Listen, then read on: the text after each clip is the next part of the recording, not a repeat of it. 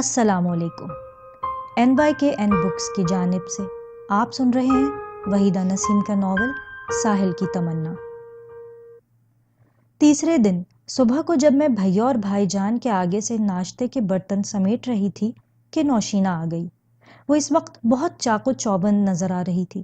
اس کے جسم پر عمدہ استری کیا ہوا کالج یونیفارم تھا اور ہاتھ میں کتابیں۔ خیریت؟ کیا پروگرام بدل گیا؟ نہیں، میں تو یوں ہی آ گئی تھی۔ آج کالج میں پہلا گھنٹہ خالی ہے، سوچا تم سے کچھ باتیں ہی کر لوں۔ کیوں؟ گھنٹہ کیوں خالی ہے؟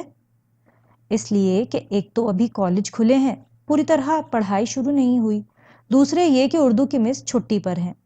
ویسے میں 11:30 بجے تک وہاں پہنچ جاؤں گی، اس نے جواب دیا۔ تم کیا لبنہ کے یہاں گئی تھی؟ ان کو بتا دیا تھا کہ میں ملنا چاہتی ہوں؟ میں تو نہیں گئی تھی، امی سے کہلوا دیا تھا۔ ویسے ان کی طبیعت آج کل خراب ہے، وہ زیادہ تر گھر ہی میں رہتی ہیں۔ اچھا، تو پھر میں تیار ہوں گی، میں نے جواب دیا، اور وہ خوش و خرم چاق و چوبند کالج جانے کے لیے خدا حافظ کہتی ہوئی روانہ ہو گئی۔ اور میں سوچنے لگی کہ 9:30 تک یہ کالج پہنچے گی، اور جب کہ خود کہہ گئی ہے کہ 11:30 بجے تک لوٹ آئے گی، تو پڑھے گی کیا خاک؟ مانا کہ کالج چھٹیوں کے بعد حال ہی میں کھلے ہیں، لیکن اس کا مطلب یہ تو نہیں ہے کہ 2 گھنٹے میں تعلیم ختم ہو جائے، میں نے دل ہی دل میں سوچا۔ لیکن ان باتوں پر غور کرنے کے لیے میرے پاس وقت نہ تھا، اس لیے میں نے گھڑی سامنے رکھ کر جلدی جلدی کام نمٹانا شروع کر دیا اور 11 بجے اٹھ کر تیار ہوئی اور امی سے کہا، امی میں لبنہ کے یہاں جا رہی ہوں، ہنڈیا پکا دی ہے، برتن دھلے رکھے ہیں، آٹا گوندھ دیا ہے، روٹی آ کر پکا دوں گی۔ او ہو، تم نے تو ایک ہی سانس میں سب کچھ کہہ ڈالا، امی نے مشین کا پہیہ روک کر جواب دیا، اور میں ان کے پاس نوشینہ کے انتظار میں بیٹھ گئی۔ 11:30 بج گئے لیکن وہ نہیں آئی، اور میں نے انتظار کے کرب سے بچنے کے لیے وہ قمیض اٹھا لی جو امی نے سی تھی اور اس کے دامن میں ترپائی کرنے لگی۔ تعجب ہے کہ نوشینہ اب تک نہیں آئی، اور امی نے کہا، ہاں میں بھی یہی سوچ رہی تھی، شاید کوئی کام نکل آیا ہو، لیکن وہ آئے گی ضرور، ان کاموں میں وہ بڑی تیز ہے، ماں اور بیٹی دونوں کے پیروں میں بلیاں بندھی ہیں، باہر کے جتنے کام ہیں ان سے کروا لو، کبھی نہیں تھکیں گی، امی نے مشین کی سوئی میں دھاگا ڈالتے ہوئے کہا۔ خیر اچھا ہے، اتنے میں آپ کی قمیض پوری کر دوں، میں نے سوئی تیز تیز چلاتے ہوئے کہا، اور 12 بجے کی تیز دھوپ میں نوشینہ پسینے سے شرابور کتابیں ہاتھ میں لیے گھر میں داخل ہوئی۔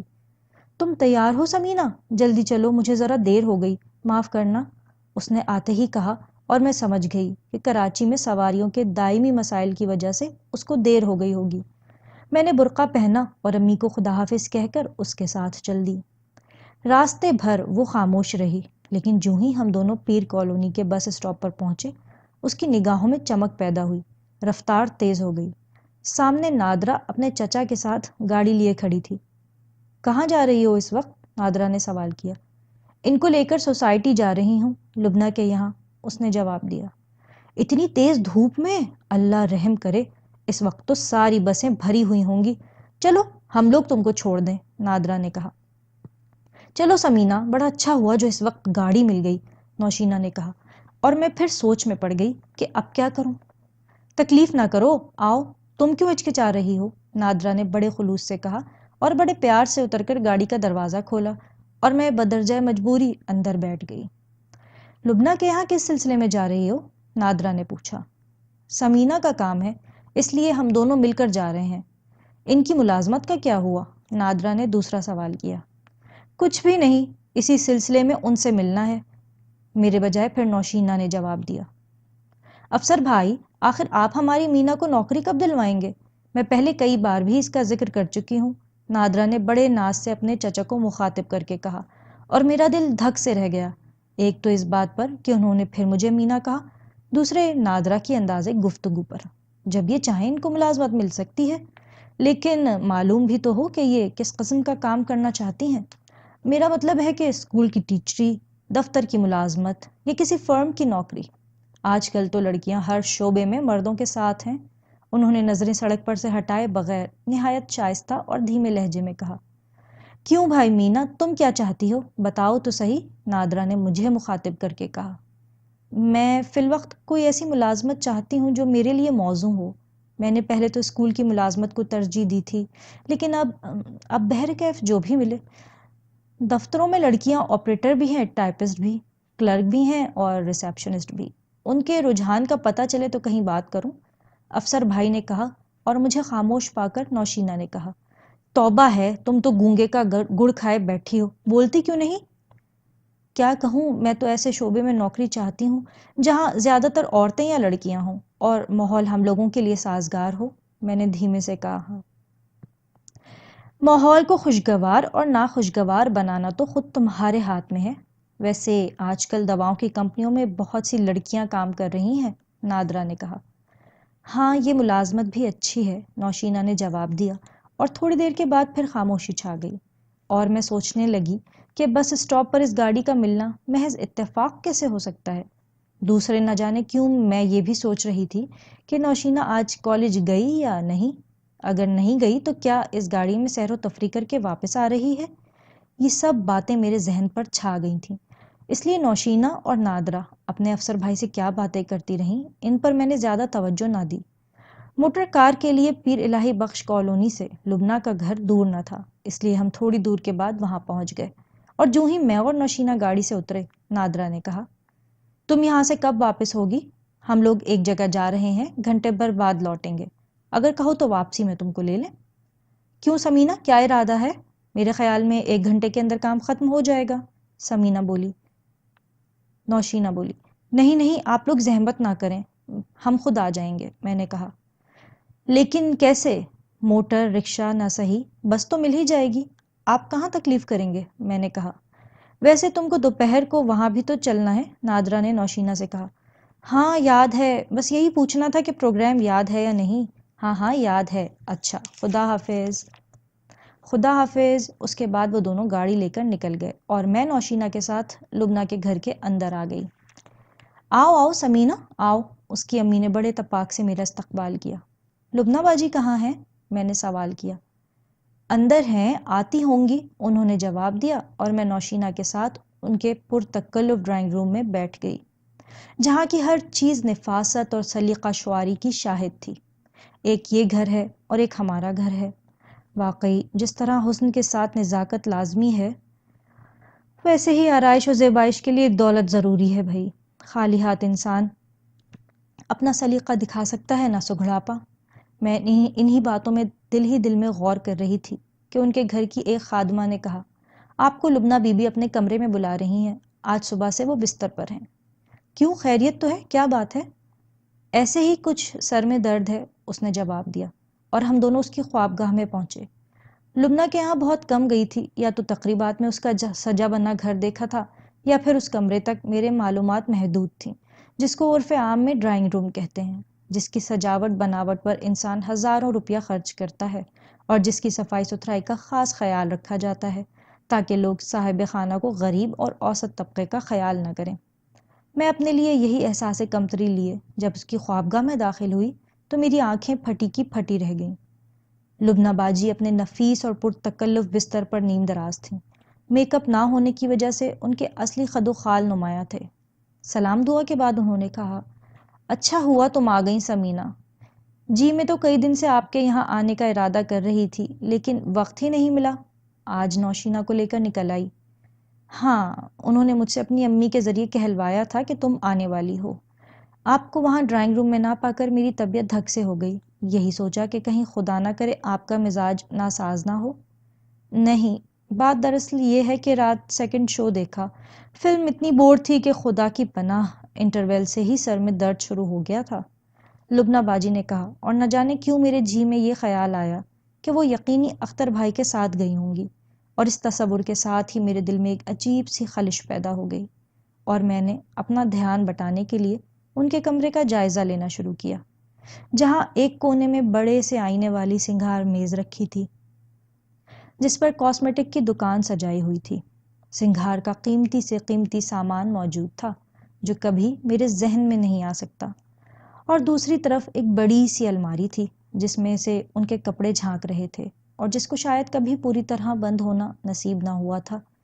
یہی حال ان کے قیمتی سوٹ کیس کا تھا جس میں سے بے ترتیبی سے کپڑے بھرے ہوئے تھے، اور کچھ دوپٹے اور جمپر احتجاجاً باہر لٹک لٹک کر فریاد کر رہے تھے. اس کے برابر ایک اسٹینڈ تھا جس پر ملگجے کپڑوں کے ڈھیریاں سی لگی تھیں. کچھ نیچے گر کر اپنی ہم رنگ چپلوں کو چوم رہے تھے۔ ایک طرف میز پر کتابیں بکھری تھیں، جس کے ساتھ ایک چائے کی پیالی اور گلاس بھی تھا۔ الماری کے اوپر ٹاٹ کباڑ رکھا ہوا تھا۔ یہی معلوم ہوتا تھا جیسے یہاں سلیقہ نام کی کوئی چیز نہیں پائی جاتی۔ سچ ہے، ڈرائنگ روم کی نفاست اور سجاوٹ ان کے چہروں کے میک اپ کی طرح صرف شو ہی شو ہے۔ اصلی رنگ تو اس وقت نظر آ رہا ہے۔ مجھے یہاں کے سامان اور اس کی پراگندگی دیکھ کر وحشت ہونے لگی۔ میں اپنے خیالات میں اتنی محو تھی کہ میں نے اس پر بھی غور نہ کیا کہ مجھے خاموش پا کر لبنہ باجی نوشینہ سے رات کی فلم کی پوری کہانی سنا چکی ہیں۔ میں اپنے خیالات میں اس وقت چونکی جب ان کی خادمہ ایک خوبصورت سی کشتی میں شربت کے 2 گلاس لے کر آئی۔ آپ نہیں پئیں گی؟ میں نے پوچھا۔ نہیں، تم لوگ پیو، میں اس وقت کچھ نہیں پیوں گی۔ میں نے شربت کا گلاس ہاتھ میں لیا۔ کسی نے سچ کہا ہے کہ بڑے لوگوں کی بڑی بڑی بنگلوں میں برتن تو بڑے اعلیٰ درجے کے ہوتے ہیں، لیکن چائے ہمیشہ ٹھنڈی اور شربت ہمیشہ گرم ملتا ہے۔ لیکن اس کو میں خاموشی سے زہر مار کر رہی تھی۔ نوشینہ ان سے باتیں کرتی چلی جا رہی تھی۔ آخر جب یہ سلسلہ ختم ہوا تو میں نے کہا، لبنہ باجی، ہم نے آپ کو بڑے بے وقت تکلیف دی ہے۔ دراصل میں اس لیے آئی تھی کہ رضوی صاحب کے یہاں کی ملازمت کا معلوم کروں۔ میں جانتی ہوں، تم کو معلوم ہے کہ مجھے خود یہی خیال ہے کہ تم کہیں نہ کہیں لگ جاؤ۔ اچھا، یہ بتاؤ کہ تمہارے ٹائپ کا کیا ہوا؟ ٹائپ؟ میں بھیا کے ساتھ سیکھنے جاتی ہوں۔ یوں تو مجھے بہت کچھ آ گیا ہے، لیکن اب تک رفتار نہیں بڑھی، بہت سستی کے ساتھ ٹائپ کرتی ہوں۔ خیر، یہ اچھا ہوا کہ تم نے انگلیاں چلانا تو سیکھ لیں۔ ان کے یہاں آج ہی کل میں کوئی جگہ خالی ہونے والی ہے۔ ٹھہرو، میں ابھی فون کر کے پوچھتی ہوں۔ یہ بات سنتے ہی میری بانچھیں کھل گئیں، آنکھوں میں چمک سی آ گئی۔ اس کے بعد لبنہ باجی اپنے بستر سے اٹھیں، فون تک گئیں، اور رضوی صاحب کے دفتر سے جواب ملا کہ وہ کہیں گئے ہیں، آپ گھنٹے بھر کے بعد فون کریں۔ میں فون کر لوں؟ اچھا، آپ ان سے کہہ دیجیے گا کہ لبنہ کا فون آیا تھا، وہ خود مجھے رنگ کریں گے۔ اس کے بعد انہوں نے فون بند کر دیا اور نوشینہ نے کہا، کہو بھائی سمینہ، اب کیا ارادہ ہے؟ بیٹھ بھی جاؤ، جب تم لوگ یہاں تک آ گئی ہو تو ٹھہری رہو۔ کیا عجب جو گھر میں کوئی اچھی خبر لے کر جاؤ، لبنہ باجی نے کہا۔ رکنے میں تو کوئی حرج نہیں ہے، لیکن اس وقت ہمیں کام ہے، نوشینہ نے کہا۔ اچھا؟ ہاں، نادرا کے ساتھ کہیں جانا ہے، ہم نے اس کو وقت دیا ہے، وہ گاڑی لے کر ہم کو لینے آتی ہوگی۔ نوشینہ کے کہنے پر لبنہ باجی نے بڑے معنی خیز انداز میں مجھے دیکھا، کیونکہ ان کو معلوم تھا کہ میں نہ کسی کے ساتھ جاتی ہوں نہ کسی کو وقت دیتی ہوں۔ میں بہت سٹ پٹائی اور بات بگڑتے دیکھ کر بولی، مجھے گھر کے علاوہ کہیں اور نہیں جانا، ان کا اپنا کوئی پروگرام نادرا کے ساتھ ہو تو میرا کوئی کام نہیں۔ نوشینہ کو میری صاف گوئی پر ذرا سا تعجب ہوا۔ اس کو امید نہ تھی کہ میں صفائی کے ساتھ بات کروں گی۔ اس کی پیشانی پر ایک شکن نمودار ہوئی اور پھر ختم ہو گئی۔ یہ تو اور اچھی بات ہے، پھر تم رک جاؤ اور ان کو جانے دو، لبنہ باجی نے کہا۔ لیکن یہ تنہا کیسے جائیں گی؟ میرے ساتھ کی وجہ سے تو یہاں تک نکل آئیں، نوشینہ نے پھر مجھے اپنی طرف گھسیٹتے ہوئے کہا۔ میں ان کو پہنچا دوں گی، اس کی تم فکر نہ کرو، لبنہ نے کہا، اور میں نے اطمینان کا سانس لیا کہ ان کی زبردستی کی تفریح سے میری جان چھوٹی۔ غرض کے ذرا سی گھومگوں اور کشمکش کے بعد میں رک گئی، اور جو ہی گاڑی کے ہارن کی آواز آئی، نوشینہ تیر کی طرح روانہ ہو گئی۔ تھوڑی دیر کے بعد لبنہ باجی نے کہا، میں اب اٹھ کر منہ دھوتی ہوں، کھانے کا وقت آ رہا ہے، تم نے بھی تو کھانا نہیں کھایا ہوگا نا؟ جی ہاں، کھانا تو میں نے نہیں کھایا، لیکن بھوک بالکل نہیں ہے، صبح کو ناشتہ بڑی دیر سے کیا تھا۔ خیر، اب ایسا بھی کیا تکلف ہے، لبنہ باجی نے بڑی یگانگت سے کہا، اور ہاتھ دھونے غسل خانے گئیں۔ اتنے میں ان کی امی آ گئیں اور میں ان کے ساتھ کے کمرے میں جا کر بیٹھ گئی اور باتیں کرنے لگی۔ تھوڑی دیر کے بعد وہ نک سے درست ہو کر آ گئیں۔ میز پر میں نے ان کے ساتھ پرتکلف کھانا کھایا، جو ان کے لحاظ سے بہت سادہ تھا۔ میں کہنے کو تو کھا رہی تھی، لیکن میرے کان فون کی گھنٹی پر لگے ہوئے تھے، لیکن وہ بالکل خاموش تھا۔ لبنہ باجی کو میری بے چینی کا اندازہ تھا، اس لیے انہوں نے پھر رضوی صاحب کو فون کیا، اور ان کے دفتر سے کسی نے کہا کہ مجھے آپ کا پیام اور نمبر دیا ہے، جو ہی وہ تشریف لائیں گے میں بتا دوں گا۔ میں نے بھی آج تہیہ کر لیا تھا کہ معاملہ آر ہوگا یا پار۔ جب یہاں تک آ گئی ہوں اور بیٹھی ہوں تو بہتر ہے جواب لے کر جاؤں۔ یہ سوچ کر میں نے وہاں رکھا ہوا ایک رسالہ اٹھا لیا اور وقت گردانی کرنے لگی۔ اتنے میں ان کی خادمہ دوبارہ آئی اور دھیمے سے لبنہ سے کہا۔ وہ اپنی جگہ سے اٹھی اور مسکرا کر بولی، آؤ سمینہ، تم کو ایک اور صاحب سے ملاؤں۔ میں اپنی نوکری کی دھن اور ملازمت کی لگن میں آنکھیں بند کر کے ان کے ساتھ چل پڑی اور ڈرائنگ روم میں گئی، جہاں ایک ادھیڑ عمر کے صاحب بڑی بے تکلف کے ساتھ بیٹھے تھے۔ میں نے فوراً ان کو سلام کیا اور لبنہ نے کہا، یہ ہیں پروفیسر فاروقی، بہت عمدہ انگریزی پڑھاتے ہیں، میرے خیال میں تم بھی ان سے مدد لے سکتی ہو۔ میرا دل دھک سے ہو گیا، لیکن انہوں نے میری گھبراہٹ کو محسوس کیے بغیر ان سے مخاطب ہو کر کہا، یہ ہے میری بہن سمینہ، بڑی ذہین اور خوش مزاج ہیں، آج کل ملازمت کی تلاش میں ہیں۔ مجھے یقین ہے کہ جلد یا بدیر ان کو کوئی اچھی جگہ مل جائے گی انشاءاللہ۔ انہوں نے اس یگانگت سے کہا جیسے برسوں سے مجھے جانتے ہوں، اور نہ جانے کیوں مجھے ان کی یہ بات بالکل پسند نہ آئی، اور میں سوچنے لگی کہ اس سے تو بہتر یہی تھا کہ میں نوشینہ اور نادرہ کے ساتھ چلی جاتی، ان سے لڑ بھڑ کر گھر کا راستہ تو لے سکتی تھی، لیکن یہاں تو نہ جانے رفتن نہ پائے نہ ماندن والا حال ہے۔ اگر آپ کو انگریزی بولنے یا لکھنے یا پڑھنے میں کوئی دقت ہو تو میں آپ کی مدد کر سکتا ہوں، انہوں نے نہایت نرم اور شیریں لہجے میں کہا، لیکن میرے تن بدن میں آگ لگ گئی اور مشکل یہ تھی کہ میں جواب بھی نہیں دے سکتی تھی۔ تم خاموش کیوں ہو؟ اتنا تکلف کیوں کر رہی ہو؟ لبنہ باجی نے کہا۔ انگریزی کی ضرورت پڑے گی یا نہیں، یہ تو کام کی نوعیت پر ہے، میں نے دھیمے سے کہا۔ یہ سچ ہے، لیکن یہ تو ایک بین الاقوامی زبان ہے، ہر وقت ہر ملک اور ہر شعبے میں اس کی ضرورت ہے، اس کا سیکھنا کبھی رائے گا نہیں جائے گا، فاروقی صاحب نے کہا، اور میں بدستور نیچی نظریں کیے بیٹھی رہی۔ وہ لبنہ باجی سے بے تکلفی سے باتیں کر رہے تھے اور میرا دل گھبرا رہا تھا، جی چاہتا تھا کہ پٹ توڑ کر بھاگ جاؤں۔ چنانچہ میں 2-3 منٹ تک بمشکل رکی اور پھر معذرت کر کے لبنہ باجی کی امی کے پاس چلی آئی اور سوچنے لگی کہ آج کی اس تگ و دو، اس جاں فشانی کا کوئی نتیجہ بھی نکلے گا یا نہیں۔ غرض کے تھوڑی دیر بعد رضوی صاحب کا فون آیا، انہوں نے ہفتے بھر بعد مجھے آنے کے لیے کہا، ملازمت کا پکا وعدہ کیا اور میری ساری کوفت ختم ہو گئی۔ میں یہاں تقریباً 3-4 گھنٹے سے بیٹھی تھی، سپہر کا وقت ختم ہو رہا تھا، اور اگر میں اس حقیقت کا اعتراف کروں تو بے جا نہ ہوگا کہ میری نگاہیں ان کو بار بار گھر کے اندر ڈھونڈ رہی تھیں۔ ہر کھٹکے پر یہی محسوس ہوتا تھا جیسے وہ آ رہے ہیں۔ اسی دوران لبنہ باجی 2-3 مرتبہ اپنے ڈرائیور کو دریافت کر چکی تھیں۔ وہ ابھی تک کھانا کھا کر نہیں آیا تھا، ایسا لگتا تھا جیسے وہ مجھے اختر بھائی کے آنے سے قبل گھر بھجوانا چاہتی ہیں، اور میں یہ چاہتی ہوں کہ اختر بھائی آ جائیں اور میں ان کو ساری رودات سنا دوں۔ جذبہ دل اور طلب صادق شاید اسی کا نام ہے۔ جو چند لمحوں بعد اختر بھائی واقعی آ گئے اور مجھے یہاں دیکھ کر تعجب سے بولے، ارے تم یہاں کب آئیں؟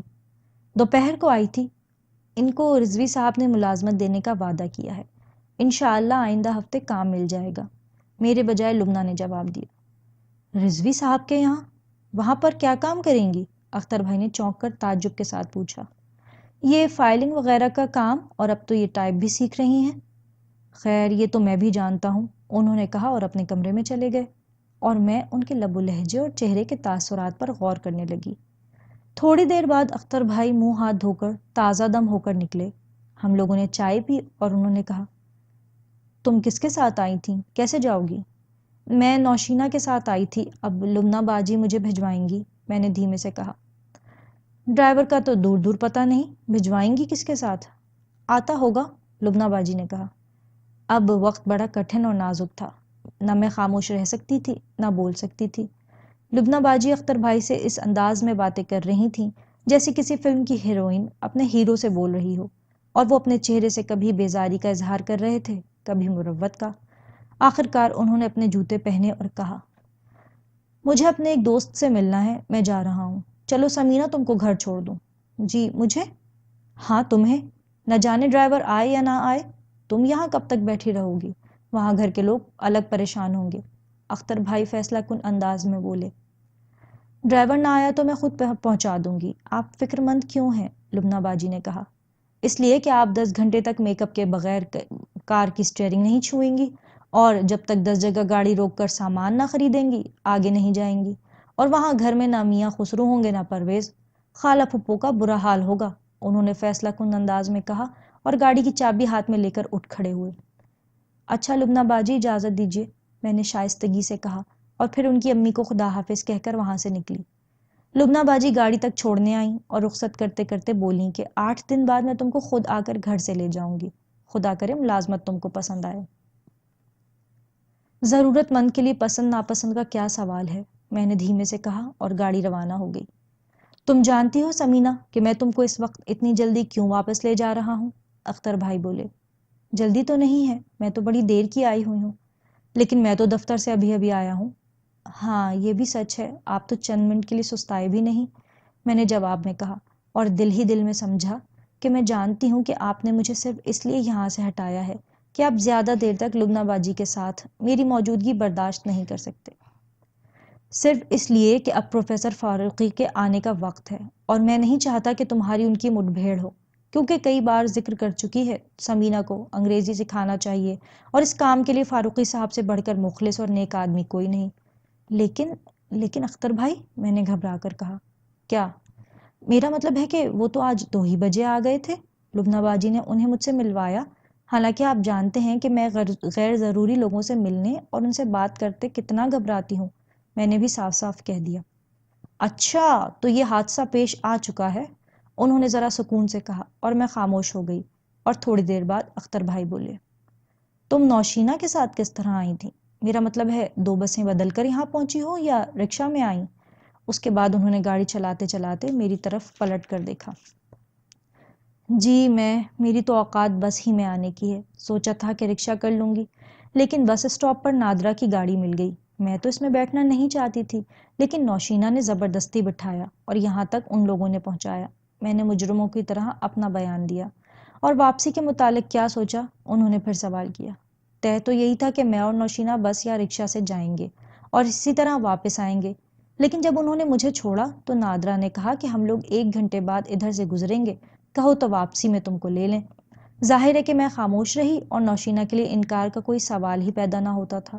اچھا پھر یہ کہ یہاں تک میرا خیال ہے ان تینوں کا کہیں جانے اور گھومنے کا پروگرام تھا، جس میں وہ مجھے بھی زبردستی گھسیٹنا چاہتی تھیں، اس لیے میں مجبوراً یہاں رک گئی، اور ویسے بھی میرے پاس بڑا اچھا بہانہ تھا کہ مجھے رضوی صاحب کے فون کا انتظار ہے، میں نے صاف صاف کہا۔ تو یہ ہوئی نا بات، تم تو ہو ضرورت مند، غرض مند، اور یہ نوشینہ اس قدر چلتا پرزا لڑکی ہے کہ خدا کی پناہ۔ بہرحال تم خود سمجھدار اور ذہین ہو، سوچ سمجھ کر اپنے ملنے جلنے والوں کا انتخاب کرو، انہوں نے ناصحانہ انداز میں کہا۔ جی، اور یہ رضوی صاحب کے یہاں ملازمت کے متعلق آپ کا کیا خیال ہے؟ میں نے بہت دیر سوچ کے بالآخر سوال کر ہی ڈالا۔ ابھی میں اس سلسلے میں کیا کہہ سکتا ہوں، تم فی الوقت جاؤ، دیکھو چند دن بعد پتہ چل ہی جائے گا۔ میں نے بھی یہی سوچا ہے کہ جاؤں اور تیل دیکھوں، تیل کی دھار دیکھوں۔ اگر گھر کے حالات سے میں مجبور نہ ہوتی تو آپ یقین کریں کہ میں نہ باہر نکلتی اور نہ نوکری تلاش کرتی۔ میں جانتا ہوں، اور میرے علاوہ تمہارے جذبات اور احساسات کو کون سمجھ سکتا ہے، لیکن مشکل تو یہ ہے کہ فی الوقت میں بھی مجبور ہوں، اتنا مجبور کہ کوشش اور خواہش کے باوجود میں تمہاری کوئی مدد فی الوقت نہیں کر سکتا، انہوں نے بڑے خلوص سے کہا اور میری طرف پیار بھری نظروں سے دیکھ کر مسکرانے لگے۔ میں بالکل خاموش بیٹھی رہی۔ اس عرصے میں گاڑی پیر الہی بخش کالونی کے اسٹاپ کے قریب پہنچ گئی اور میں نے کہا، مجھے یہیں اتار دیجئے، میں گھر چلی جاؤں گی۔ کیوں؟ اس لیے کہ وہاں گلیوں میں آپ گاڑی کہاں لے کے جائیں گے؟ میں نے بات بنائی۔ میں تم کو نہ چوری سے لایا ہوں اور نہ چوری سے لے جا رہا ہوں، پھر کس بات کا ڈر؟ آئندہ کے لیے میری بات یاد رکھو، شکاری قسم کے مرد جو لڑکیوں کی تلاش میں گھوما کرتے ہیں کبھی ان کو گھر کے دروازے تک نہیں پہنچاتے، اور نہ لڑکیاں خود اس بات کو پسند کرتی ہیں کہ یہ گاڑیاں گھر تک جائیں، ان کے باپ بھائی کو ان کے دوستوں کا علم ہو۔ اچھا؟ ہاں، دنیا دیکھو، آنکھیں کھولو اور سوچو کہ باہر کیا ہو رہا ہے، انہوں نے میرے گھر کی طرف گاڑی کا رخ کرتے ہوئے کہا، اور میں افسر بھائی کی گاڑی کے متعلق سوچنے لگی جو ہمیشہ سرے راہ ملتی تھی اور سرے راہ ان کو چھوڑا کرتی تھی۔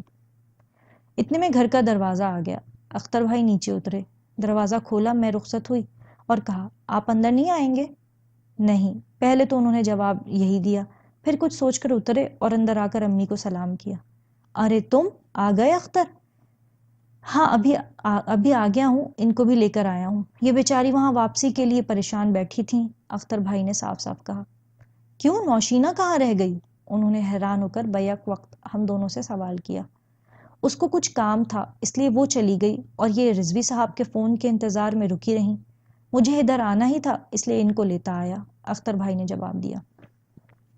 پھر کچھ کام نہیں بنا؟ امی نے پرامید نظروں سے میری طرف دیکھتے ہوئے کہا۔ انشاءاللہ بن ہی جائے گا، انہوں نے مجھے 1 ہفتے بعد بلایا ہے، میں نے جواب دیا۔ اس کے بعد اختر بھائی چند لمحے رک کر واپس چلے گئے۔ میں نے کپڑے بدلے اور سیدھے ہما کے پاس پہنچی۔ تم آ گئی؟ میں تمہارا انتظار کر رہی تھی، اس نے خندہ پیشانی سے کہا۔ کیوں، کوئی خاص بات ہے؟ نہیں، میں تمہارے پاس گئی تھی، معلوم ہوا تم نوشینہ کے ساتھ ایسی غائب ہوئی کہ لوٹ کر آنے کا نام ہی نہ لیا، بڑی دیر کر دی۔ ہاں، ابھی آئی ہوں، بس کپڑے بدل کر سیدھی تمہارے پاس آ گئی۔ اختر بھائی کے ساتھ آئی ہو نا؟ کیوں، پکڑ لیا نا چور؟ اس نے شرارت سے مسکرا کر کہا اور میری پیشانی پر پسینے کے قطرے نمودار ہو گئے۔ تم یہ کہتی ہو، میں تم کو آج کی واردات سنانے والی تھی، عجیب بات ہے، میں نے کہا۔ محبت خود بڑی واردات ہے، جب ایک مرتبہ ہو جائے تو اس سے بہت چھوٹی چھوٹی وارداتیں پیدا ہو جاتی ہیں، اس نے مسکرا کر کہا۔ یہ سب مذاق کی باتیں ہیں، میں جو تم سے کہنے والی تھی وہ بات دوسری ہے، میں نے سنجیدگی سے جواب دیا۔ اچھا، اس سے ہٹ کر کوئی اور بات؟ ہاں، تم کو تو معلوم ہے کہ میں نوشینہ کے ساتھ بدرجہ مجبوری جانے کے لیے تیار تھی۔ صبح کو یونیفارم پہنے کتابیں ہاتھ میں لیے آئی اور بولی میں ٹھیک 11:30 بجے آؤں گی، تم کو لے لوں گی۔ میں نے حیران ہو کر پوچھا، تم اتنی دیر میں جانے کے بعد اتنی جلدی واپس کیسے آؤ گی؟ اس پر اس نے کہا کہ میری مس چھٹی پر ہیں، پہلا گھنٹہ خالی ہے۔ میرے خیال میں وہ تو آج کالج گئی ہی نہیں۔ وہ روزانہ یونیفارم پہن کر کتابیں لے کر گھر سے نکلتی ضرور ہے، لیکن کالج ایک تو جاتی نہیں ہے، اور اگر غلطی سے چلی بھی گئیں تو کلاسوں میں نہیں جاتی، باہر بیٹھی لڑکیوں سے گپ شپ کرتی رہتی ہیں، اور آج تو میں نے ان کو دیکھا ہی نہیں۔ میرا بھی یہی خیال تھا۔ بہرکیف مقررہ وقت کے کچھ دیر بعد ہانپتی ہانپتی آئیں اور بولیں بس جلدی کرو۔ میں نے اس کے انتظار میں وقت گزارنے کے لیے قمیص کے دامن میں ترپائی شروع کر دی تھی۔ بہرکیف اس کے آتے ہی اٹھ کھڑی ہوئی۔ خیال یہی تھا کہ رکشہ بس اسٹاپ سے لے لیں گے، لیکن وہاں نادرہ صاحبہ اور ان کے چچا گاڑی لیے کھڑے تھے۔ مجھے دیکھ کر خوش ہوئے، اور تم تو نوشینہ کو جانتی ہو۔ گاڑی نظر آنے کے بعد اس کا رکشے میں بیٹھنے کا سوال ہی پیدا نہ ہوا، اور مجھے بھی توأن و کرہن ان کے ساتھ جانا پڑا۔ میں تو نہیں سمجھتی کہ یہ محض ایک اتفاق تھا کہ ہم لوگ ادھر سے نکلے اور وہ گاڑی لیے ادھر کھڑے تھے۔ میں نے ایک سانس میں ساری رودات کہی۔ سوال ہی نہیں پیدا ہوتا، وہ صبح کو کالج جانے کے بجائے انہی کے ساتھ گئی ہوگی، سارا دن کا پروگرام ہوگا، بیچ میں تم پھاند پڑی، ہما نے جواب دیا۔ مجھے بھی کچھ ایسا ہی لگتا ہے، کیونکہ جب ہم لبنہ باجی کے یہاں اترے ہیں تو ان لوگوں نے یہی کہا کہ ہم 1 گھنٹے بعد لوٹیں گے، ادھر ہی سے گزریں گے، تم کو واپسی میں لے لیں گے۔ میرا خیال ہے کہ انہوں نے میٹنی شو دیکھنے اور اس سے پہلے کسی اچھے ہوٹل میں کھانے کا پروگرام بنایا ہوگا۔ ان دونوں کا تو کام یہی ہے، اس لیے امی نے امتحان کے زمانے میں ایک دن بھی مجھے اس کے ساتھ نہیں بھیجا۔ کیا کروں، میں تو مجبوری میں چلی گئی تھی، کوئی اور صورت ہوتی تو میں اس کے ساتھ کبھی باہر نہ نکلتی، میں نے جواب دیا۔ وہ اس قابل ہی نہیں ہے کہ اس کے ساتھ گھر کی 4 دیواری کے باہر نکلا جائے، اس کی دوستی گھر کے اندر تک درست ہے۔ پھر تم نے واپسی میں کیا کیا؟ اس نے تشویش سے پوچھا۔ لبنہ باجی نے رضوی صاحب کو فون کیا تھا، وہ دفتر میں نہیں تھے جو میری ملازمت کا کوئی جواب دیتے، اس لیے میں ان کے جواب کے بہانے وہیں رک گئی اور یہ واپس آ گئی۔ یہ تم نے بہت اچھا کیا۔ اچھا ہی تو سمجھ کر کیا تھا، لیکن تم جانتی ہو کہ اس کے بعد کیا ہوا؟ 2 بجے کے قریب لبنہ باجی کے یہاں پروفیسر فاروقی آ گئے، اور انہوں نے خاص طور پر میرا ان سے تعارف کروایا، اور وہی پرانی بات کہ ان سے انگریزی سیکھو، ملازمت میں کام آئے گی۔ اچھا، لیکن یہ بھی محض اتفاق تھا یا سوچی سمجھی اسکیم؟ ہما نے حیران ہو کر کہا۔ میں کیا بتاؤں، میرا تو سر اس وقت سے چکرا رہا ہے، کیونکہ اختر بھائی نے یہی کہا کہ روزانہ شام کو یہاں پروفیسر فاروقی صاحب آتے ہیں، اور میں چاہتا ہوں کہ تم ان کو آنے سے پہلے گھر پہنچا دوں، میں نے جواب دیا، اور پھر ساری گفتگو لفظ بہ لفظ دہرا دی۔ تو یہ بات ہے، ہما نے سوچ کر کہا۔ لبنہ باجی کا مجھے ان سے بطور خاص ملوانا مجھے اچھا نہیں لگا، اور میں نہ چاہتی ہوں کہ نوشینہ مجھے بار بار نادرہ اور ان کے نام نہاد چچا کی گاڑی میں بیٹھنے پر مجبور کرے۔ ہاں، میرا بھی یہی خیال ہے۔ بعض مرتبہ چھوٹی چھوٹی باتوں کے نتائج بڑے دور رس اور عجیب ہوتے ہیں، اور بقول ہماری میڈم کے، ہم متوسط گھرانے کی لڑکیوں کے پاس سوائے خاندانی شرافت اور بزرگوں کی عزت کے اور کوئی دولت نہیں ہے۔ اگر وہ بھی نیلام پر چڑھ گئی تو کیا ہوگا؟ میں بھی یہی سوچ رہی ہوں۔ بہرکیف اب تو نہ نوشینہ کے ساتھ باہر نکلنے کا سوال ہے اور نہ لبنہ باجی کے یہاں جانے کا۔ رضوی صاحب کے یہاں جس دن جانا ہوگا وہ خود مجھے آ کر گھر سے لے جائیں گی۔ خدا کرے یہ ملازمت تم کو مل جائے اور تمہاری مرضی کے مطابق ہو، اس نے جواب دیا، اور ہم دونوں بڑی دیر تک اسی موضوع پر گفتگو کرتے رہے۔ شام کے قریب امی آئیں اور انہوں نے مجھے پکارا، سمینہ تم یہاں باتوں میں لگی ہو، بھائیوں کے لیے کچھ شام کے کھانے کا بندوبست بھی کیا یا نہیں؟ جی میں آ رہی ہوں امی۔ آ جاؤ بیٹی، اگر ہما آتی ہے تو اس کو بھی لیتی آؤ، میں ذرا نوشینہ کے یہاں سے ہو کر آتی ہوں۔ خیر تو ہے، آج کل تمہاری امی نوشینہ کے یہاں بڑے چکر لگا رہی ہیں، ہما نے پوچھا۔ دنیا میں اگر غرض نام کی کوئی چیز نہ ہوتی تو شاید انسان کو نہ پوچھتا۔ امی بھی بیچاری 4 پیسوں کے چکر میں گھڑی گھڑی ان کے گھر کے پھیرے لگا رہی ہیں، ورنہ وہ جانے آنے کے معاملے میں میری ہی طرح ہیں، میں نے جواب دیا۔ تم آ رہی ہو تو میں جاؤں؟ امی کی آواز آئی۔ آپ چلیے، ہم ابھی آ رہے ہیں، میں نے جواب دیا اور ہما کے ساتھ یہ باتیں کرتی ہوئی اپنے گھر آئی۔ اور شام کو چراغ جلے جب امی گھر آئیں تو معلوم ہوا کہ نوشینہ اس وقت تک گھر نہیں پہنچی تھی۔ میں جس استقلال اور پامردی کے ساتھ حالات کا مقابلہ کر رہی تھی اس کو میرا دل ہی جانتا تھا۔ امی باورچی خانے سے تقریباً بے نیاز تھیں، میں کس طرح ہنڈیاں پکا رہی تھی خدا ہی کو علم تھا، اس لیے میری دعا یہی تھی کہ کسی صورت سے مجھے نوکری مل جائے۔ بھائی جان کو تو کہیں جز وقتی ملازمت مل چکی تھی، لیکن پیسے اتنے کم تھے کہ انہی کے جیب خرچ کے لیے کافی ہو جاتے تھے۔ گھر یا تو میری اسکول کی تنخواہ میں چل رہا تھا یا اب سلائی پر، لیکن میں نے ہمیشہ یہی کہا کہ گھر بھائی جان چلاتے ہیں، وہی خرچ دیتے ہیں، اگر وہ جز وقتی طور پر ملازم نہ ہوتے تو یہ گاڑی نہیں کھینچ سکتی تھی۔ جب بھی وہ تنخواہ لا کر امی کے ہاتھ میں دیتے ہیں وہ نحال ہو جاتی اور ہر قدم پر ان کا دل بڑھاتی ہیں۔ حد تو یہ ہے کہ اگر میں اپنی تنخواہ سے کوئی کپڑا یا گھر کے لیے سامان لاتی ہوں تب بھی نام بھیا کا ہی کرتی ہوں، اور بھیا خوش ہو کر یہی سمجھتے ہیں کہ بس وہی اس کے کرتا دھرتا ہے۔ بعض مرتبہ ہما مجھے ٹوکتی بھی ہے، لیکن میں یہی کہتی ہوں کہ میں نہیں چاہتی کہ ہما میرے دونوں بھائی کسی احساس کمتری کا شکار ہوں۔ اگر ہر قدم پر ان کا دل نہ چاہا تو ان کے دل وہ جذبے ختم ہو جائے گا جس کے تحت بھائی جان خاموشی کے ساتھ اپنی تنخواہ لا کر امی کے ہاتھ پر رکھ دیتے ہیں، اور بھیا کے دل میں بھی یہی خواہش ہے کہ وہ بھی کہیں جز وقتی طور پر ملازم ہو جائیں۔ جس دن سے مجھے اپنی ملازمت کی امید بندھی تھی میں پھولے نہ سماتی تھی۔ وقت کا کانٹا مشکل ہو رہا تھا، لیکن اس حسرت کے ساتھ یہ خیال بھی آتا تھا کہ اسکول کی نوکری کی بات اور ہے، دفتر کی بات اور ہے۔ لڑکیوں کو پڑھانے کا مقابلہ دفتر کی ذمہ داری کے ساتھ نہیں کیا جا سکتا، اور خصوصاً ایسی جگہ جہاں عورتیں بہت کم ہوں، یا پھر ہو سکتا ہے کہ بالکل نہ ہوں۔ لیکن محض اسی بنا پر ملازمت سے انکار تو نہیں کر سکتی تھی۔ میں بڑی دیر تک اس مسئلے پر الجھتی رہی اور آخر ہما سے کہا، ہما میں نہ مردوں کے بیچ میں رہی ہوں نہ ان سے کبھی بے تکلفی کے ساتھ بات کی ہے، سمجھ میں نہیں آتا کہ رضوی صاحب کے یہاں میں کیسے کام کروں گی۔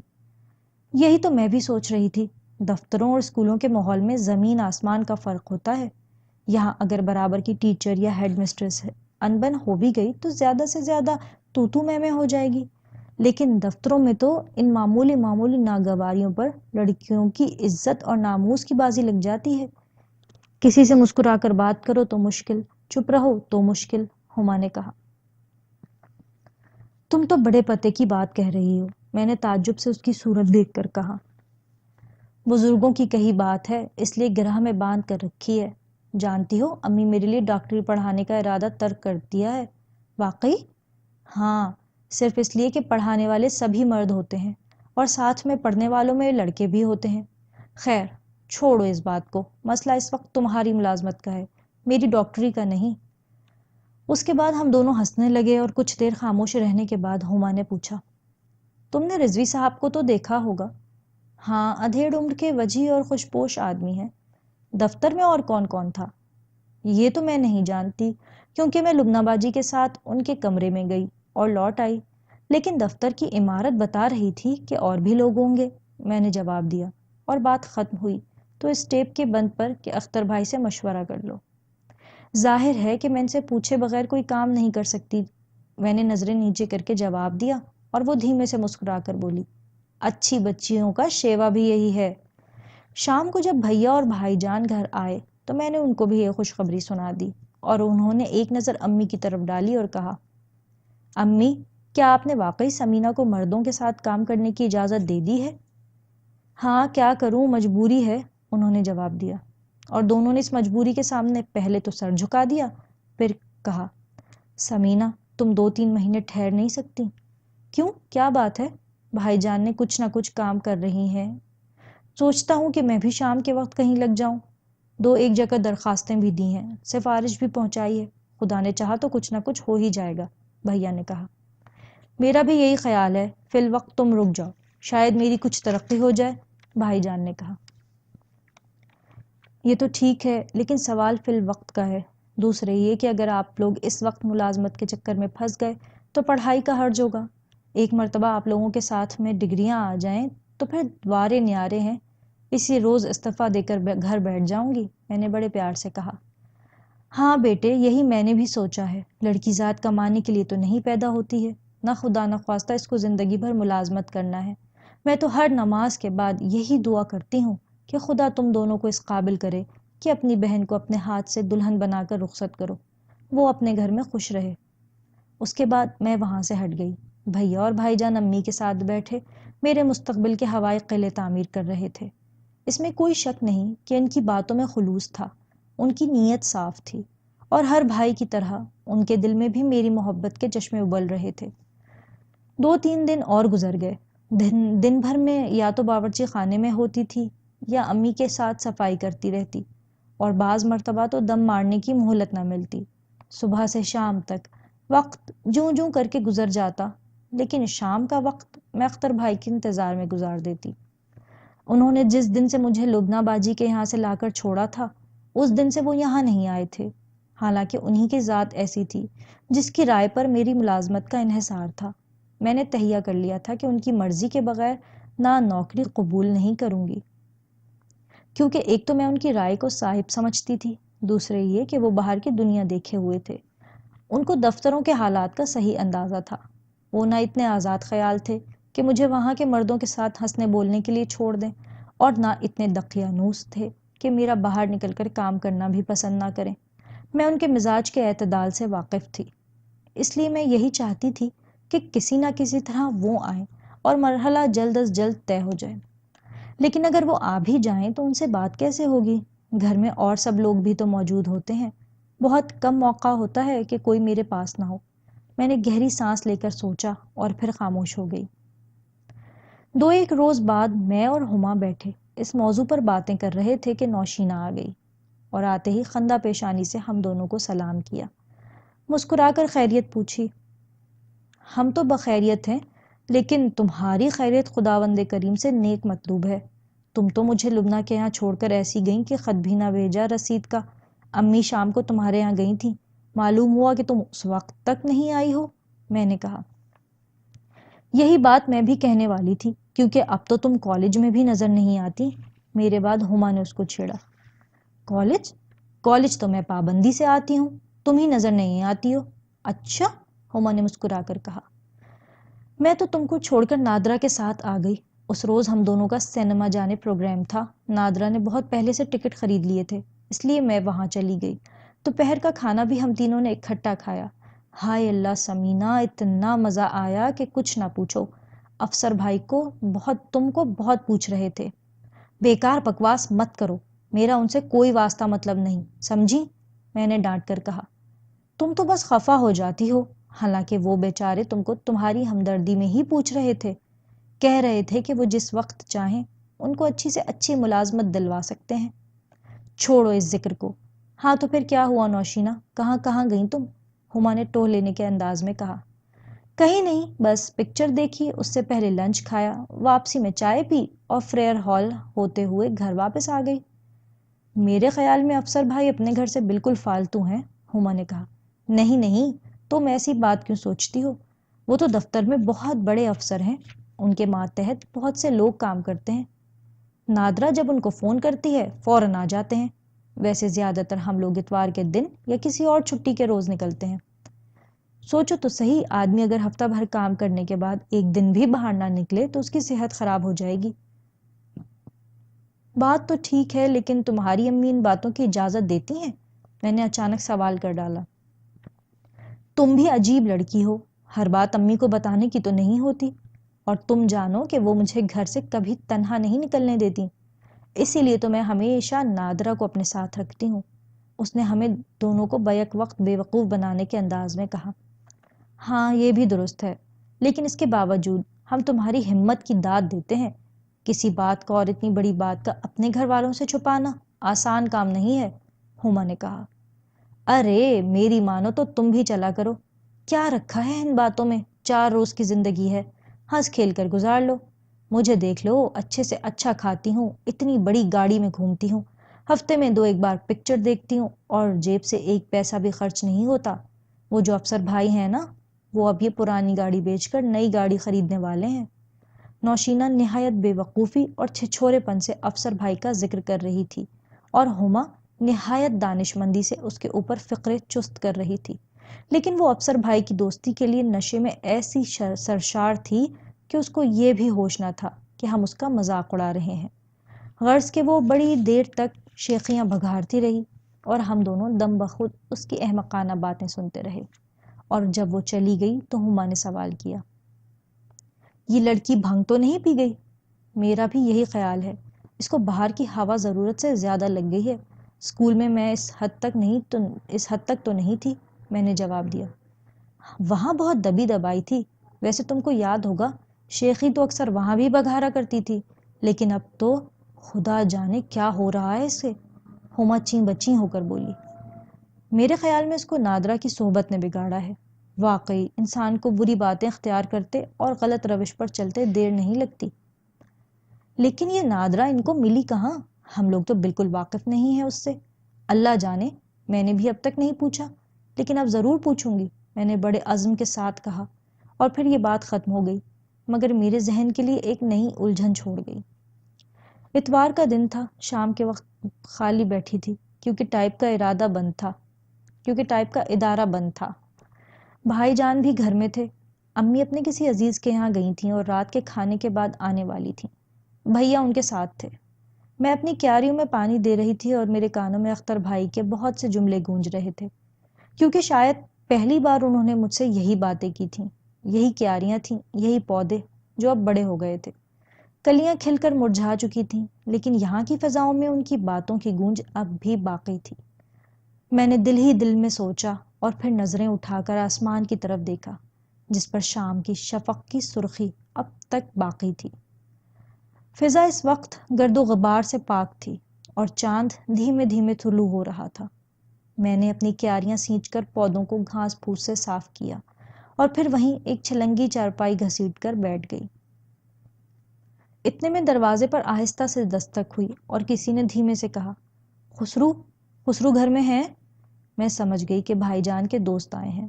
وہ فوراً اپنے کمرے سے نکلے اور باہر دروازے پر گئے، چند لمحوں بعد واپس آئے اور بولے، وہ میرا دوست نومی آیا ہے، میں یہیں باہر کھڑا اس سے باتیں کر رہا ہوں۔ اچھا، میں نے جواب دیا، اور اس چارپائی پر نیند دراز ہو گئی۔ تھوڑی دیر بعد پھر کسی کی دستک سنائی دی، لیکن میں نے کوئی توجہ نہ کی، کیونکہ مجھے یقین تھا کہ بھائی جان باہر کھڑے ہیں، اس لیے اب میرے دروازے پر کسی دستک کا سوال ہی نہیں تھا۔ لیکن یہ میرا خیال نکلا۔ چند لمحوں بعد میں نے قدموں کی چاپ سنی، اور اس وقت بھی یہی سوچا کہ بھائی جان آ رہے تھے، لیکن جب اختر بھائی نے بالکل قریب آ کر کہا، تم یہاں ہو سمینا؟ کہاں ہیں سب لوگ؟ تو ان کی آواز سن کر میں ایک دم سے چونکی، میرے دل کی حرکت تیز ہو گئی۔ ارے اختر بھائی آپ؟ ہاں تم کہو، کہاں ہیں سب لوگ؟ بھیا امی کے ساتھ ایک جگہ گئے ہیں، اور بھائی جان باہر دروازے پر تھے، ابھی ان کے دوست آئے ہیں، آپ کو باہر نہیں ملے؟ نہیں۔ اچھا، پھر کہاں چلے گئے؟ ہوں گے یہیں، جائیں گے کہاں؟ انہوں نے نہایت سکون سے کہا، اور پھر سوال کیا، خالہ پھپھو کب آئیں گی؟ ویسے تو وہ جہاں گئی ہیں رات کا کھانا ہے، لیکن وہ شاید جلد واپس آ جائیں۔ آپ اتنے دنوں تک کہاں رہے؟ میں بہت مصروف رہا، کچھ اپنے دفتر کا کام تھا اور کچھ تمہارے سلسلے میں گھوم رہا تھا۔ دراصل میں اس جستجو میں تھا کہ رضوی صاحب کون ہیں، کیا کرتے ہیں، اور ان کا کاروبار کس نوعیت کا ہے، تاکہ ملازمت سے پہلے میں یہ تو اطمینان کر لوں کہ جگہ غلط قسم کی نہ ہو، دفتر بھی معقول ہے۔ اختر بھائی نے یہ بات جس انداز میں کہی، اس سے مجھے یہی محسوس ہوا جیسے اس وقت یہی میرا سب سے بڑا سہارا ہے، ان سے زیادہ نیک، مخلص اور ہمدرد کوئی اور نہیں ہے۔ واقعی آپ کو میری اتنی فکر ہے؟ میں نے وفور مسرت سے کہا۔ تم کیا جانو میں تم کو کتنی قدر کی نگاہ سے دیکھتا ہوں۔ ہیرے کی قدر تو جوہر شناس نظریں پہچانتی ہیں۔ انہوں نے میری آنکھوں میں آنکھیں ڈال کر بڑے اعتماد سے کہا، اور میں نے جواب میں اپنی نگاہیں نیچے جھکا دیں۔ تم میں بڑی صلاحیتیں ہیں سمینہ، تم گھر کی دنیا کو جنت بنا سکتی ہو۔ میں نہیں چاہتا کہ تم دفتروں کی الجھنوں میں اپنی وہ نسوانیت اور گھریلو انداز کھو بیٹھو جو مجھے سب سے زیادہ پسند ہے۔ انہوں نے بڑے خلوص سے کہا، اور مجھے یوں محسوس ہوا جیسے دفتروں میں کام کی تلاش کرنے والی سمینہ اب اپنے اصلی نسوانی روپ میں ہے، جس کی منزل صرف ایک گھر ہے، جس کا مقصد یہی ہے کہ وہ گھر میں راج کرے اور کمانے کے بکھیڑوں سے بالکل آزاد رہے۔ میں جانتی ہوں، لیکن اس وقت تو مجبوری ہے۔ بعض مرتبہ انسان کو اصلی راستے سے ہٹ کر بھی کچھ دور چلنا پڑتا ہے۔ میں نے رک رک کر جواب دیا۔ ہاں، لیکن اس کو اپنی منزل یاد رہے تو وہ گھوم پھر کر وہیں آتا ہے، مگر بعض اوقات یہ بھی ہوتا ہے کہ کچھ ایسے پیچ و خم ملتے ہیں کہ انسان بھٹک جاتا ہے۔ صرف وہی لوگ بھٹکتے ہیں جن کے پاس کوئی راستہ دکھانے والا نہیں ہوتا۔ لیکن میری تو خوش قسمتی یہ ہے کہ آپ موجود ہیں، میں نے بالآخر کہہ ہی دیا۔ اگر تم کو اس کا احساس ہے تو مجھے اپنی خوش نصیبی پر ناز ہوگا سمینہ، انہوں نے اور زیادہ پیار سے کہا۔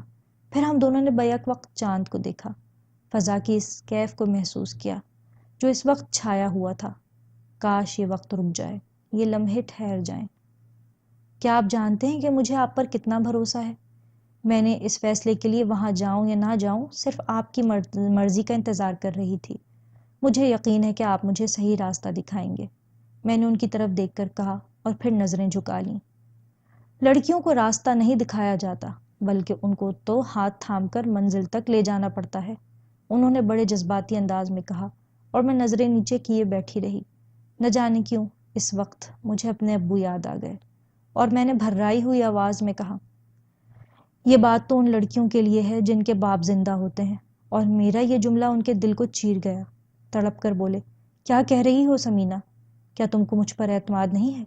انہوں نے لپک کر میرا ہاتھ پکڑ لیا، دھیمے سے کہا، میں تم کو منزل تک لے جاؤں گا، بلکہ سچ تو یہ ہے کہ میری اور تمہاری منزل ایک ہے۔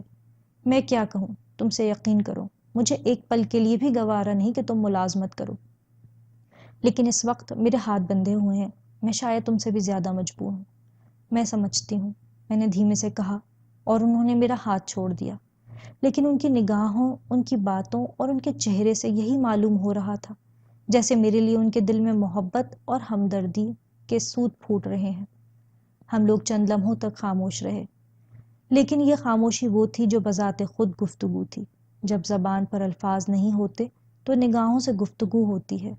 میں اس وقت عجیب سرور و آگی کیفیت سے دوچار تھی، اور جب یہ سکوت ختم ہوا تو میں نے اس پرستان کی دنیا سے نکل کر کہا، پھر کیا کروں؟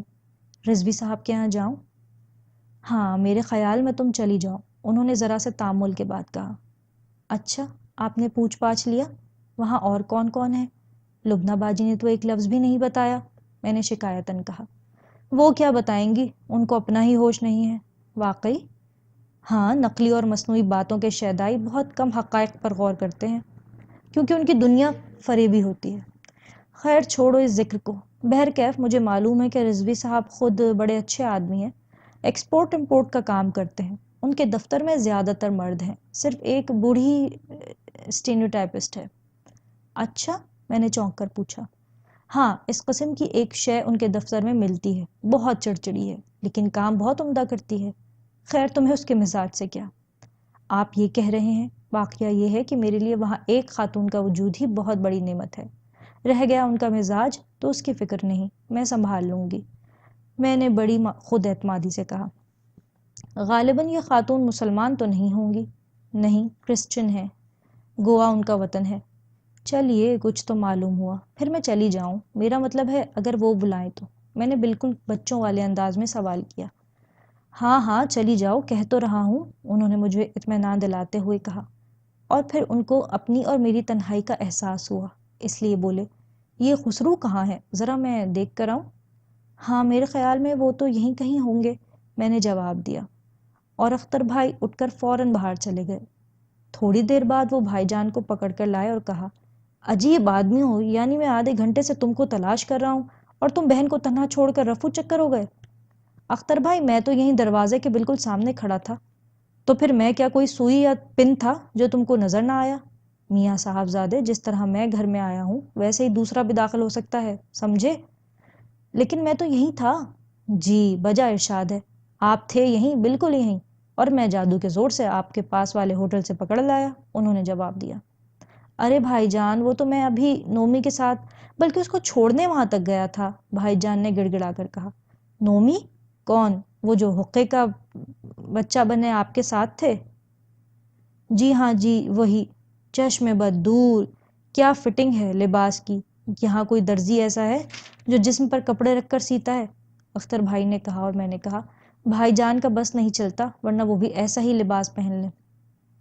نہیں اختر بھائی، یہ ویسے ہی چھیڑ رہی ہے، میں تو خود اس کو ٹوکتا ہوں، بھائی جان نے لجاجت سے کہا۔ اور ان صاحبزادے کو امریکہ کتنے ڈالر روز دیتا ہے؟ اختر بھائی نے بڑا عجیب سوال کیا۔ اور بھائی جان تو بھائی جان، میری سمجھ میں بھی نہ آیا وہ کیا پوچھ رہے ہیں۔ جب انہوں نے ہم دونوں کو سوالیہ نشان بنے دیکھا تو خود بولے، میرا مطلب یہ ہے کہ ان کی جرسی پر پورا اخبار چھپا ہوا ہے، میرے خیال میں نیو یارک ٹائمز کا تراشا ہے، تو اس اشتہار بازی کے لیے ان کو کتنے ڈالر روز ملتے ہیں؟ ارے کچھ نہیں اختر بھائی، آپ تو بیکار میں مذاق کر رہے ہیں، بھائی جان نے جھینپ کر کہا۔ مذاق کی بات نہیں ہے، میں سنجیدہ ہوں، اور سنجیدگی سے پوچھ رہا ہوں۔ سوچو تو صحیح کہ جب تک انسان کو 4 پیسے کا آسرا نہ ہو، وہ خواہ جوکر بن کر کیوں نکلے گا؟ اختر بھائی اس وقت بہت چہک رہے تھے، بھائی جان بہت دنوں بعد ان کے ہتھے چڑھے تھے، اور ستم ظریف ہی یہ کہ تنہا تھے۔ اس وقت بھیا بھی ان کی مدد کے لیے موجود نہ تھے، اس لیے میں نے دھیمے سے مسکرا کر جواب دیا، ان کو اس اشتہار بازی کے صلے میں 4 چیونگم روز ملتے ہیں۔ لو، اور تم اب اور بولنے لگیں سمینہ، بھائی جان نے شکایتاً کہا۔ تو پھر کیا تمہارا خیال تھا کہ وہ منہ میں چیونگم دبائے بیٹھی ہے؟ اختر بھائی نے میری طرفداری کی، اور بڑی دیر تک یہی ہنسی مذاق ہوتا رہا۔ اس کے بعد جب وہ چلنے لگے تو بولے، اچھا خدا حافظ، اب میں جا رہا ہوں۔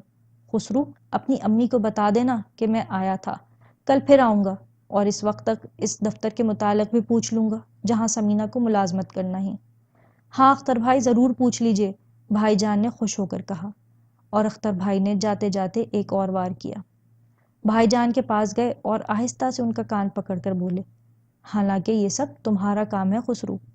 جی درست فرماتے ہیں، انہوں نے کان دبا کر اس بات کو تسلیم کیا، اور اختر بھائی رخصت ہو گئے، اور میں سمجھ گئی کہ انہوں نے کون کون سی باتیں مصلحتاً کہی تھیں۔ وہ جا چکے تھے، میری نگاہوں کے سامنے اب بھی انہی کا چہرہ تھا، کانوں میں انہی کی آواز گونج رہی تھی۔ محبت کے یوں بھی کس قدر حسین اور دل نشین ہوتے ہیں، انسان کی دنیا ہی بدل جاتی ہے، اور محبت بھرا دل اسی خوشگوار اور لطیف بوجھ کو ہلکا کرنے کے لیے کوئی رازدار ڈھونڈتا ہے۔